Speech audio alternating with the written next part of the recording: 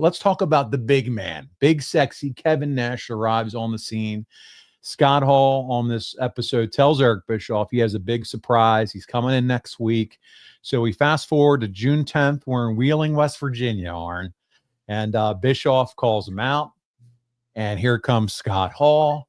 And up behind him, as you can recall, he was up where they would do the commentary. They kind of had that cool booth set up for the announcers. Up behind him comes big, sexy Kevin Nash. Nash says all the WCW guys are old. The show's boring. And the measuring stick has changed. When did you, Arn, personally know that Nash was coming in? Were the boys clued in on him? Was it kept quiet? Tell us what you know. Every piece of this story was kept from everybody.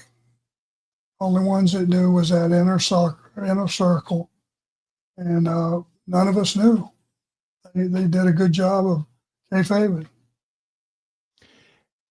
And I think that's the beauty of what we have going on here is when you're kayfabing the boys too.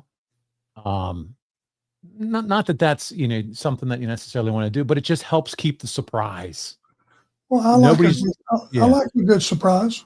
Yeah. I don't want to be told everything that's going on. If somebody's got something that's really cool, whether it's a move or a promo or any aspect of the business, if it's something really good, I like to be surprised with it. I don't want to know everything going in advance. And not only that, the less people know, you always talk about the dirt sheet writers, and now you can't, there's like nothing. Everything makes it to Twitter. Everything makes it to social. And so it's like, yeah, you're still excited, but you know what's coming. It's a different level of excitement when nobody knows what's coming, man. Would you go to a magic show, say watch David Copperfield? Would you want to know where he puts the dove underneath there and go where the dove went? No, wait a minute. Here, I'll show you where it is. You lose me. I don't want to know how you did it. That's what makes you special. It's crazy to think that Hogan leaves Vince in '94, and then within 2 years, Hall and Nash leave too. Just a unique time in the business. He left WCW though a few years earlier. Nash had left a while back before he had the big success in WWF as Vinny Vegas, and now he returns as a monster face in WWF. And my goodness, he made it. You talk about a guy that was mediocre, goes to WWF. They know what to do with him. They package him, and man, he was tailor-made for sports entertainment. So now here he comes back, a way bigger star than he ever was in WCW. It's just a cool story for him. Well, he adjusted his work. He worked like a big man. You had to work to get him down. Shit, Kevin's 7 feet tall. Right at it, right? Yeah. Yeah. Brains, good physique, Good on the mic, great on the mic. Great on the mic. Yeah. Head full of hair. He looks like a movie star. He was, pretty much whole package. And then you have Bischoff right in the middle of them.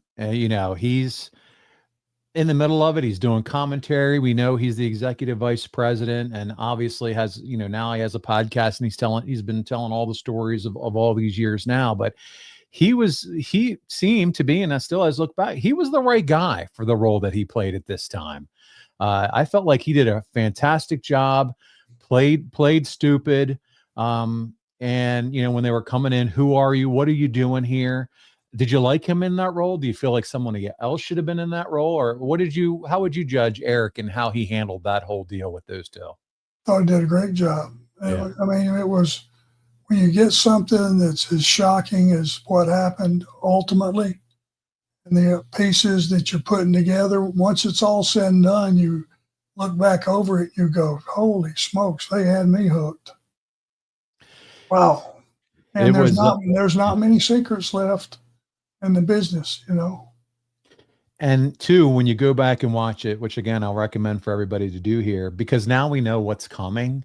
So to see how it's happening in its infancy and the story is building, it's just so fun to see.